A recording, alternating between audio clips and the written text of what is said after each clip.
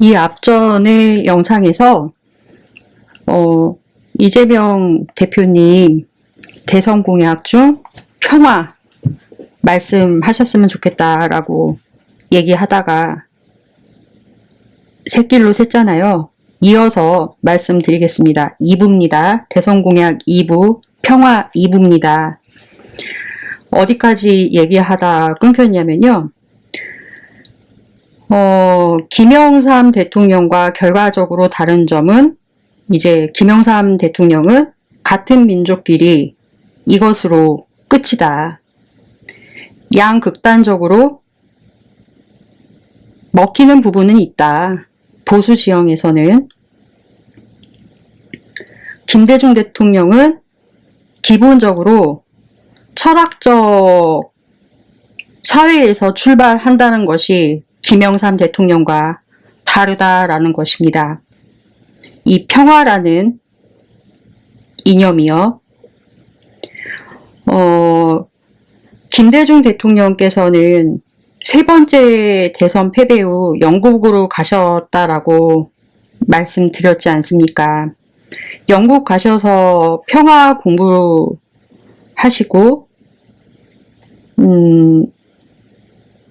평화를 모티브로 새로운 정치로 일관되게 평화를 기초로 한 통일 지향성을 보수 진보가 아닌 것이라고 이제 파악을 하신 것입니다. 이 영국으로 가셔서 공부를 하신 것이에요. 그러니까 큰 흐름에서 세계적 흐름입니다. 이 평화는 정치하는 사람이 평화를 이념으로 하는 사람은 없었습니다. 전 세계적으로. 대개 정치인들은 정의를 지향한다고 합니다. 정의를 정서적으로 신뢰감이 있는 상태, 서로 균형을 맞추기 위해 평화나 신뢰라고 말하지 않고 이제 보통 이런 것을 말할 때 연대라고 표현을 하죠. 연대만 이야기하면 이제 이 연대라는 표현은 우리 편끼리만 이런 이야기로 표현될 수 있습니다. 그러니까 이 연대는 상대편하고 하는 것은 아니지 않아요. 그러니까 우리 편하고 연대하잖아요. 큰 개념으로 보면은 정의의 개념은 어떻게 보면은 평화가 아닌 것이죠. 우리 편끼리는 연대가 아닌, 어떻게 보면은 연대가 아닌 연계가 맞지 않나. 연계죠. 그쵸? 국제사회의 정의와 연대는 이게 앞뒤가 맞지가 않는 말이에요. 엄밀히 따지면 단어 자체가 정의라는 말을 놓고 보고 이 연대라는 말을 아까 제가 큰 개념에서 놓고 봤을 때는 말이 앞뒤가 안 맞는다라는 것이에요. 정의라는 말과 연대라는 말. 정의는 평화인데 연대는 우리끼리잖아요. 평화는 함께 다 어우러져야 되는 거지 않습니까? 근데 우리 편만 평화하면 안 되지 않습니까? 그쵸? 앞뒤가 안 맞잖아요. 정의라는 개념으로 봤을 때. 그쵸? 이런 식을 세계 지도자 누구든지 어떤 사람이든 누구든지는 아니죠. 누구든 아무도 말을 안 했어요. 이러한 얘기를 우리나라에서 최초로 그러니까 우리나라 진보의 최초 대통령, 어떻게 보면 진보라는 표현도 사실 조금 좀 그렇긴 한데요. 저들의 표현으로는 진보의 최초 대통령이라고 하니까 그래, 그렇다고 칩시다. 진보의 최초 대통령이신 김대중 대통령님께서 세계 최초로 혼자 말하셨어요. 이 평화라는 것을. 대단하지 않습니까? 놀라워요, 아주. 이거는 진짜 기립박수 쳐야 될 일입니다. 이때 이제 깨알 같은 아는 척, 위대한 철학자 칸트님께서 등장하십니다. 이 칸트는 굉장히 똑똑하지 않습니까? 칸트는 1795년도에 영구평화라는 제목으로 논문을 써요. 혹시 영구평화 들어보신 적 있으신가요? 이 영구평화라는 제목으로 논문을 썼는데요. 유엔을 만들게 된 정신적, 철학적 기초가 칸트가 만든 논문에서 나온 것이거든요. 유엔을 만들게 된 정서적, 철학적 기초틀이 이게 칸트 책에서 나온 것입니다. 세계적 평화라면 떠오르는 말이 이제 팍스 로마나 또는 팍스 브리타니카 아시죠? 많이 들어보셨을 거예요. 그러니까 이 말 뜻이 하나의 중심 국가에 의해서 주변 국가를 통제하고 전쟁을 이제 방지하는 것이지 않습니까? 제국의 질서에 의한 것. 현재 지금도 지속 중이죠. 미국의 질서가 유지가 되느냐, 넘어가느냐, 이런 싸움이지 않습니까? 현재 지금. 그렇다고 하면 우리 정부는 팍스 아메리카나, 그쵸? 이 구도상 팍스 차이나 간의 대결 아니지 않습니까? 대결이지 않습니까? 여기서 더 힘센 편에 이제 우리는 서는 거잖아요. 자유를 증진하기 위한 것인가? 반대로 자유를 반대하고 행동할 것인가? 특정 국가를 중심으로 세계 평화를 지향하는 것. 반자유적이다. 자유를 억누르는 평화다. 그리고 이것은 절대로 정당화될 수 없다. 제국의 시민들은 자유롭지만 그 속에 있는 이외의 모든 국가의 시민들은 제국을 따라하는, 그러니까 미국을 따라하지 않습니까? 우리도 미국을 따라하잖아요. 언어도 한국어 사용하지만 우리나라 말을 써야 하는데 미국어, 영어 공부하잖아요. 언어도 그렇고. 그래서 자유의 묘지라고 칸트는 표현을 했어요. 자유의 묘지다. 칸트가 18세기에 표현을 했습니다. 모든 철학을 공부하고 철학자들은요, 이 자유를 너무너무나 소중한 이념으로 본다라는 것입니다. 어떠한 철학자 또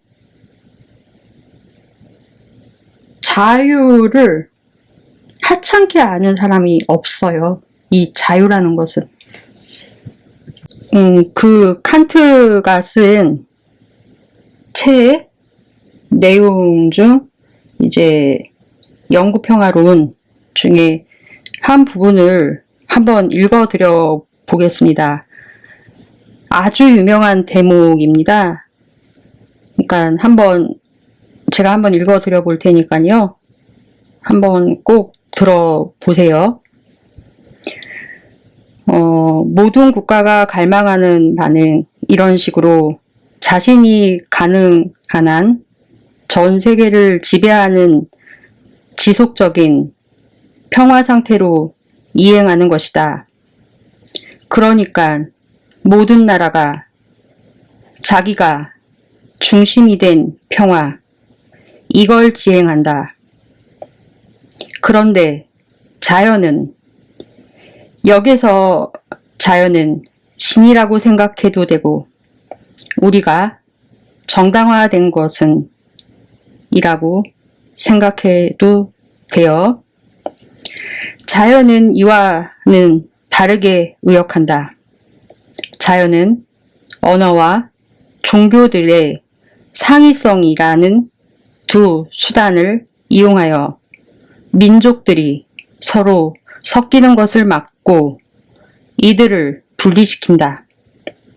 언어와 종교들이 상이성은 서로 상대방을 증오하는 성벽과 전쟁의 구실을 동반하기도 하지만 그럼에도 문화가 성장해가고 인간이 원리에 있어서 더 큰 일치로 점진적으로 접근해감으로써 평화에 대한 동의를 이끌어낸다.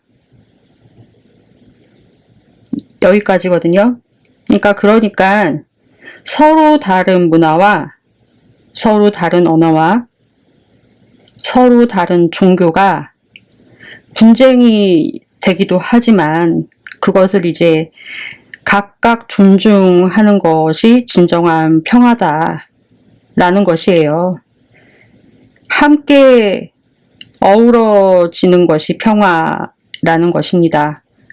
존 레논이 어메이징, 생각해보세요. 종교가 없는, 국가가 없는, 그게 진정한 평화다라는 것이죠. 이걸 봤나? 존 레논이. 하나하나를 지배하는 것이 평화가 아니라 팍스 아메리카나는 하나의 중심 국가를 둔 평화는 자유의 묘지에 해당되고 그 전제에서처럼 그 모든 힘들의 악화가 되는 것이 아니라 약화가 되는 것이 아니라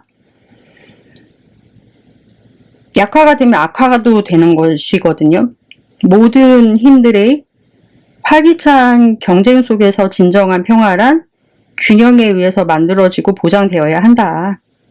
하나의 힘을 중심으로 모여진 평화가 아니고 자유의 상실이고 자유의 묘지이고 궁극적으로는 평화도 아니라라는 것입니다. 이제 그렇게 되면은 이제 거기에는 조폭의 세계죠. 두목이 있고 이제 그 밑에 똘만 막 이렇게 하는 윤석열처럼 이제 1795년도에 이론적으로 정당화한 논문인 것이죠. 팍스 아메리카나 이건 조폭과 똘마니의 세계인 거죠, 한마디로. 교은 똘마니를 자처한 것이고, 그쵸? 그것이 자유의 묘지인 거죠. 칸트가 말했어요. 자유의 묘지라고. 칸트가. 윤석열 대통령님, 칸트가 말했다고요. 자유의 묘지라고. 대통령님 똘만이라고. 18세기에 말했어요. 18세기에 벌써 자유의 전사가 아니라 자유의 똘만이라고. 묘지에 묻혔어. 묘지에. 그들은 날 짓밟았어. 하나 남은 꿈도 사라져갔어. 전사하였다고. 칸트 같은 사람도 자유의 이론에 대한 대가인데 특정 국가를 중심으로 하는 세계 평화 질서는 자유의 묘지이다. 지금 미국이 그렇지 않습니까? 자유를 평화를 담보로 해서 자기들이 자유를 지켜주겠다, 평화를 지켜주겠다 하면서 자유를 누려라. 말이 거꾸로 나왔다. 좀 자유의 전사를 자처하면 자유가 전사한다? 이거 좀 스웨그 있다. 자유의 전사를 자처하면 자유가 전사한다. 약간 아재 개그인데. 아무튼 사회계약론 들어보셨죠? 사회계약론 하면 떠오르는 사람 누가 있었죠? 여러분께 여쭤보는 것입니다. 사회계약론 유명하지 않습니까? 누가 이걸 얘기했죠? 떠오르는 사람 맞춰보세요. 또 헤매시죠? 홉스, 로크. 아, 참. 언제 자세히 얘기를 한번 해봐야 될 텐데. 사회를 이해해야 오늘날 정치적 이념의 세계를 이해할 수 있어요. 아주 쉬운 말로 제가 이제 질문을 하나 던져볼게요. 왜 사회복지라고 안 할까요? 국가복지라고 안 하고. 응? 복지도 사회복지라고 하는 이유가 있단 말입니다. 국가복지라고 안 하고 사회주의란 말도 다 이유가 있거든요. 뿌리가 다 거기 있어요. 왜 국가복지라고 안 하고 사회복지라고 했냐고요. 응? 국가복지라고 해도 되잖아. 사회복지라고 안 하고. 사회복지는 자유로운 개인들이 스스로 미래의 삶을 위해서 의견과 의지를 모아서 제도를 만든다라는 말입니다. 반면에 국가복지는 국가가 일방적으로 수혜를 주는 것입니다. 그러니까 편한 말대로 한번 해보면은 기초생활수급자를 특정하게 보호한다던가 뭐 이러한 것들은 국가복지에 가까운 것이죠. 의료보험이나 실업보험 이런 건 다 이제 보험이잖아요. 그러니까 공적 품앗이 같은 것이죠. 사회복지라고 이야기하는 거예요. 그러니까 아주 쉽게 말하면 사회계약론이 이제 뭔지 아시겠어요? 사회가 계약을 했다. 사회가 계약을 한 거잖아요. 그래서 뭘 만들었냐? 국가 체계를 만든 거다. 그럼 국가계약론이라고 안 하고 왜 사회계약론이라고 했을까? 이 사회계약론을 만든 홉스, 로크, 루소가 한 명이 한 게 아니에요. 오늘날 이제 현대 정치적으로 보면 미국, 영국, 프랑스 철학적 헌법적 근간이 되는 사람입니다. 이 홉스, 로크, 루소가 이 세 사람이 철학적 헌법적 근간이 되는 사람입니다. 모든 사람들을 압도하는 사회계약론이 칸트의 사회계약론입니다. 그런데 그러면 칸트의 사회계약론의 원리가 뭐냐? 졸리시죠 지금? 우리가 이제 새로운 국가를 한번 상상해 보자라는 것입니다. 새로운 국가. 어떤 국가를 꿈꿔야 하냐? 네, 사고 실험을 한번 해보시라는 것입니다. 사고, 생각. 국가가 없는 상태를 생각을 한번 해보자라는 것입니다. 이걸 생각하면 무슨 상태라고 해야 될까요? 국가가 없는 상태. 국가가 없는 상태는 어떤 상태일까요? 원시? 원시 상태? 뭐 어떤 분은 또 뭐 무정부 상태 뭐 이런 거 말씀하실 거라고 생각을 하는데 그런 건 아니고 정부죠, 정부. 원시 상태라는 것을 이제 철학적으로는 자연 상태라고 합니다. 자연 상태. 그럼 자연 상태에는 사회가 있을까요? 없을까요? 이 철학은 이런 식으로 들어가는 거예요. 따지고 들어가는 걸 좋아하는 애들이니까. 그러니까 이 사회가 있을까 없을까? 자연 상태에는 사회가 있을까 없을까? 그 안에도 사회가 있다. 그렇게 생각한 사람이 칸트이다. 거기에도 사회가 있다. 야만의 세계, 야만적이라고 해서 사회가 없다라고 생각하면 안 된다라는 것입니다. 이게 칸트의 생각입니다. 이게 놀랍다는 것입니다. 당시에 이렇게 18세기에는 이렇게 생각하는 사람이 없었어요. 지금 우리의 시각으로 보면 안 되고, 다른 이론가들은 이제 홉스가 이렇게 막 뿌려놨어. 겨자씨 뿌리듯이. 개인들 간의 무한 전쟁, 만인에 의한 만인의 전쟁 상태였단 말입니다. 자연 상태는 사회가 없다라고 봤습니다. 그러니까 사고 실험이 잘못되었다라는 것입니다. 이미 자연 상태에도 하지만 사회는 있었다. 이게 시민적 사회 상태인 것입니다. 그리고 이것이 자연적 사회 상태인 것이고, 사고 실험을 하면서 만인에 의한 만인의 투쟁, 연대도 없고 어떠한 사회 체계도 없는 원시 상태를 가정하고 이론을 출발시켰는데 그런 건 없다. 그러면 법론에서 국제적인 정치는 국가 간에는 기본적으로 언제나 비법률적 상태인 것이겠죠?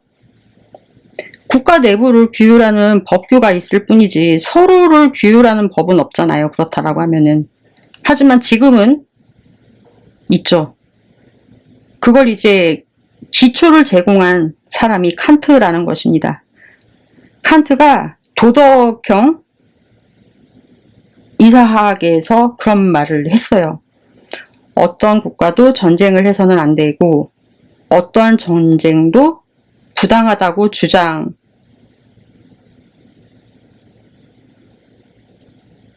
것이에요.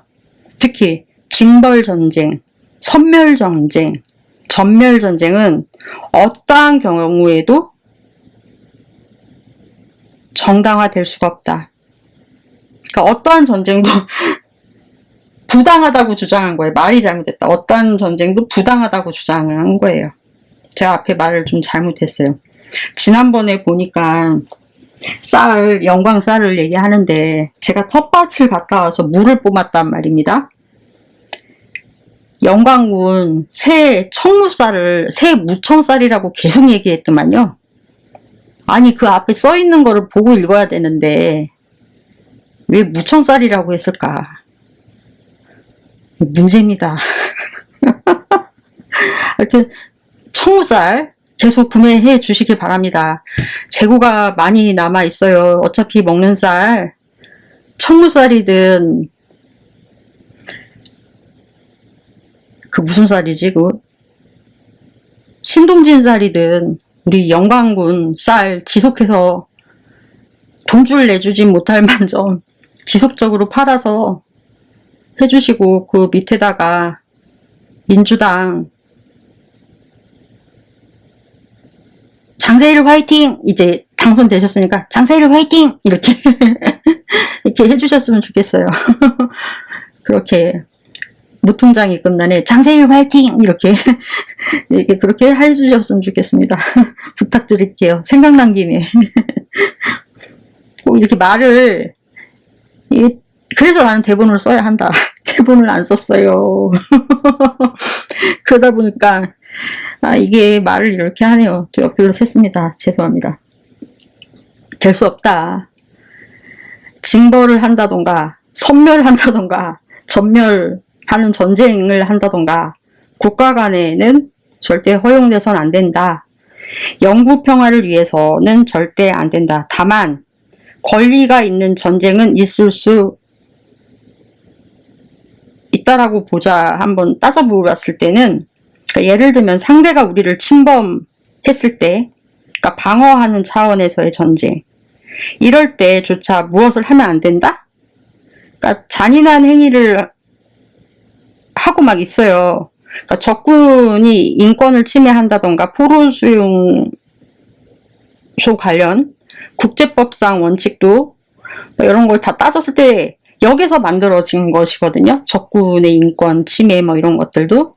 포로수용소의 개념도 이제 칸트 철학에서 나온 것이고, 그러니까 예전 같은 경우에는 적은 다 무조건 죽였잖아요.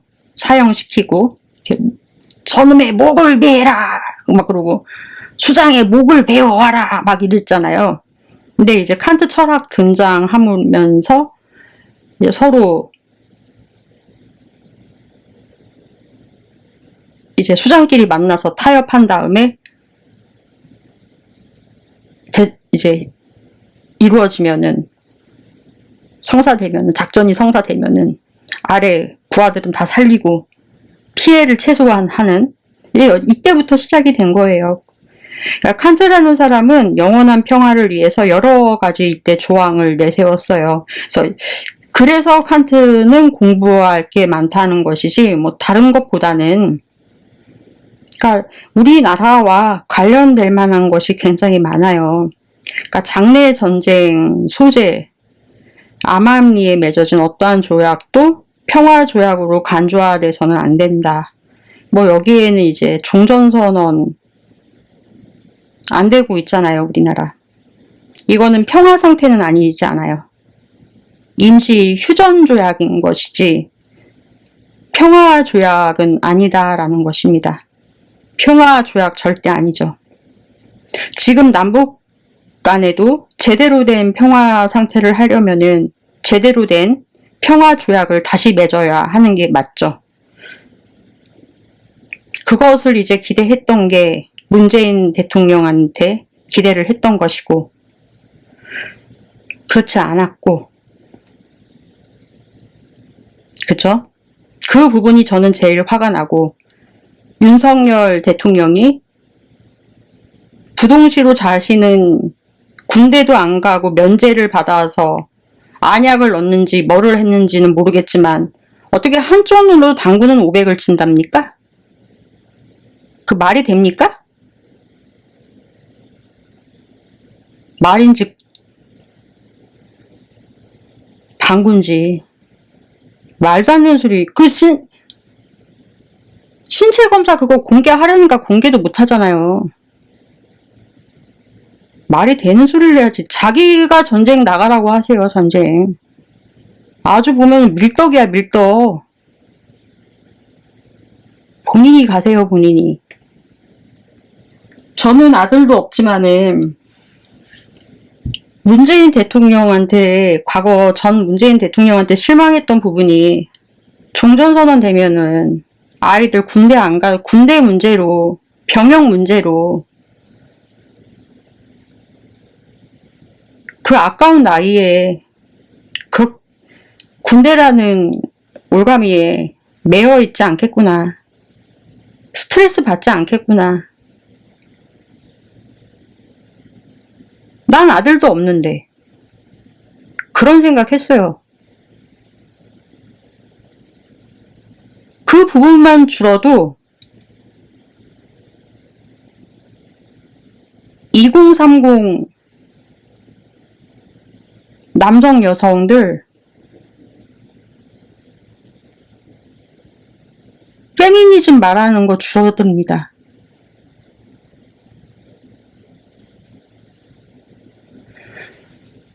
일부러 안 한 건지 알고도 못 한 건지 이제는 의심마저도 들고. 문재인 대통령은 탈당하세요. 자녀가 사고치고 그러면 탈당해야 맞다. 여러 가지 이유 다 말씀드렸으니까 못 보셨으면 찾아보세요. 문재인 대통령께서 알아서. 민주당은 추진하시라. 엉덩이가 너무 무겁다 라고 말씀드리는 바이고, 뭐 두 번째 조항도 참 재미있어요. 칸트. 어떠한 독립국가도 어떠한 다른 국가에 의해서 상속, 교환, 매매 또는 증여를 통해 취득되어서는 안 된다. 국가는 물건이 아니라 누구도 지시 명령에 의해서 처분돼서는 안 되는 하나의 인격이다. 이게 민족 자결주의 되는 원칙입니다. 우리가 기미독립선언 이후에 많은 선조들이 가슴속에 희망을 줬던 문구란 말입니다. 어떠한 나라도 크든 작든 다른 나라를 임의로 교환, 매매할 수 없다. 뉴라이트, 이 조항 어기고 있는 거죠. 영구 평화를 위해서는 특정 국가를 패권으로 패권을 중심으로 한 세계로 가서는 안 된다. 윤석열이 이렇게 하고 있잖아요. 정반대로. 어디 독도를 들먹여. 그리고 제주도를 어디 중국 땅으로 만들고. 원희룡 네가 책임져. 어디 비자림 숲을 뭐 공항을 만들어? 꼴값을 떨어요 아주. 모든 문명과 모든 문화와 종교가 함께 경쟁적으로 잘 어울릴 수 있게 해야 한다. 작은 나라는 이념적으로 또는 정치적으로 좀 더 자유로운 쪽을 발달될 수 있는 쪽으로 편을 서는 것이 맞다라고 칸트도 28세기에 말했어요. 칸트도. 칸트보다도 못하냐. 18세기 사람보다도.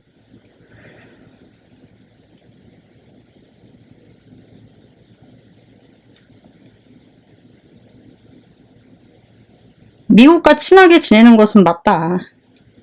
그런데 시장은 브릭스잖아요. 브릭스.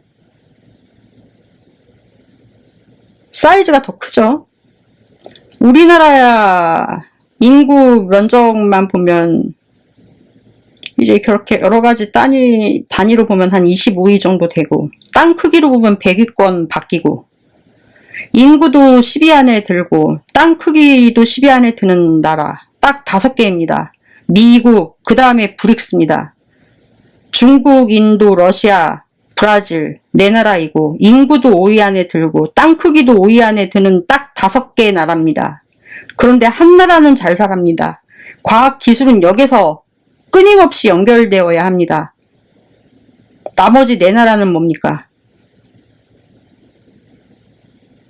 우리의 시장이 되어야 한다라는 것입니다. 모두 우리와 친구가 되어야 하고, 여기에서 그런데 한쪽 편만 서면 어떡합니까? 실용적으로도 이념적으로도 맞지 않습니다. 근데 어떻게 한쪽 편만 씁니까? 미국 편으로만. 이게 좀 멍청한가? 이런 말 하면 안 되는데, 답답해서 하도. 아니, 나 같은 사람도 아는데 대통령이 이걸 모르면 어떡해. 윤석열 대통령님, 나도 안다고. 실용적으로나 이념적으로. 어떻게 한쪽 편으로만 쓰나? R&D 예산 다 삭감하고? 해도 너무해서. 모르면 아무것도 하지 마세요. 그냥 가만히 있으면 되는데, 뭘 자꾸만 그렇게 하려고 그래. 진짜 미스테리합니다. 분노 게이지가 마냥 강폭하고 있어요, 그냥. 실제로 그 방식으로 국가가 움직이게 한 거는 사실 뭐 노태우 때부터였나, 전두환 때부터였나. 중국하고 러시아하고 잘 지내야 한다고요.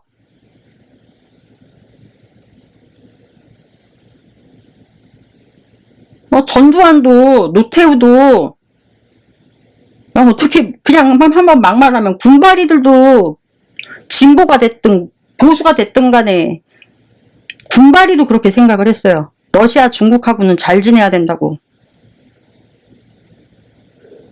근데 군대도 면제받으려고 부동시 안약을 넣었는지 뭘 했는지 본인 신체 검사한 것도 제대로 제출도 못하는 당신께서 일개 검사 출신이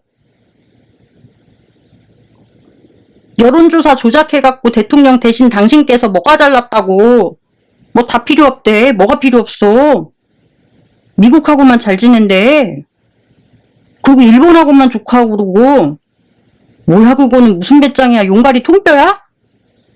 아 그건 말이지 이러면서 진짜 꼴값도 세련되셨어. 주책이 세련됐어 진짜. 수준급이세요 아주. 제 입에서 이 말까지 해야 합니까? 나도 하는데 답답해서. 칸트는 18세기 영원한 평화를 위해서 라는 논문을 썼어요. 칸트 선생님은 18세기에 쓰셨어요, 이미. 아휴, 정치는요, 범처럼 영리하게 해야 하고, 도덕은 비둘기처럼 순백하게 해야 합니다. 그리고 이 둘을 적절하게 잘 조화시켜야 한다는 말이 있습니다. 무슨 말씀인지 이해하시려나 모르겠네, 윤석열 대통령님께서. 정직이 최선의 정치라고 보는 사람이 칸트 선생님이셨어요. 정치인한테 가장 큰 미덕은 정직해야 한다고.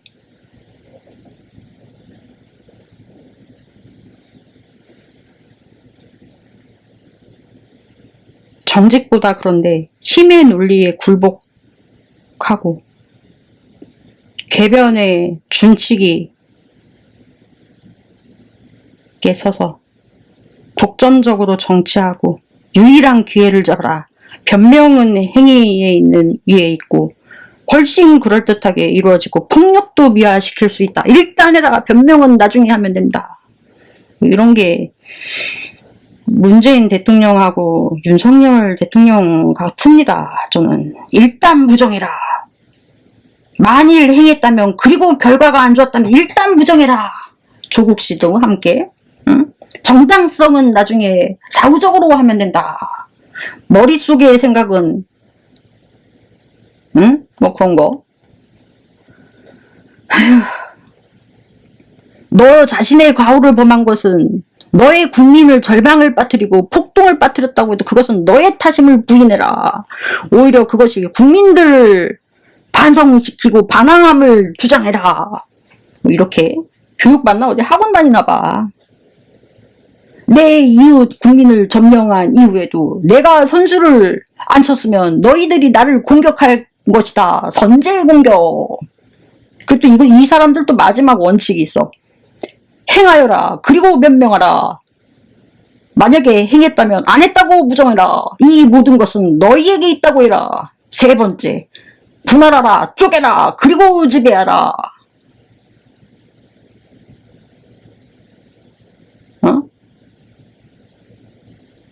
다비드의 룰.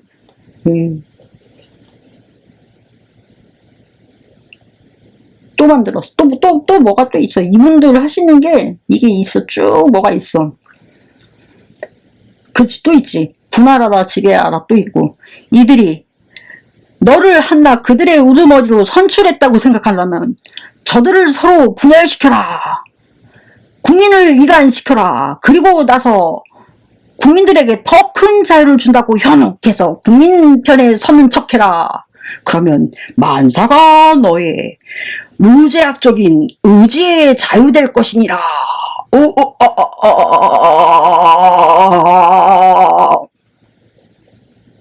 이렇게 정치하는 사람들이 있습니다.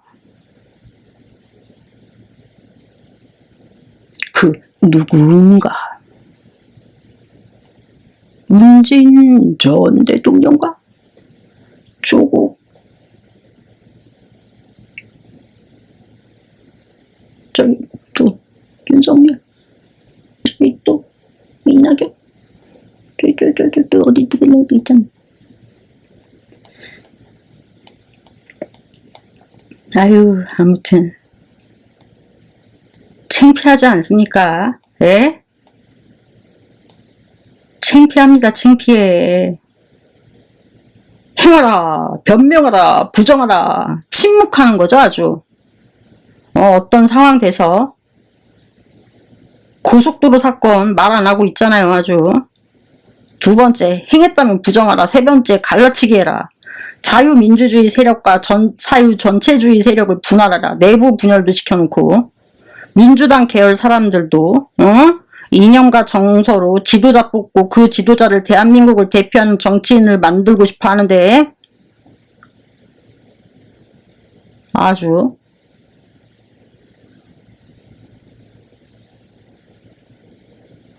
진짜.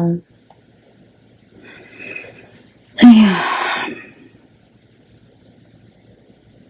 칸트 선생님은 18세기에 말해서 18세기에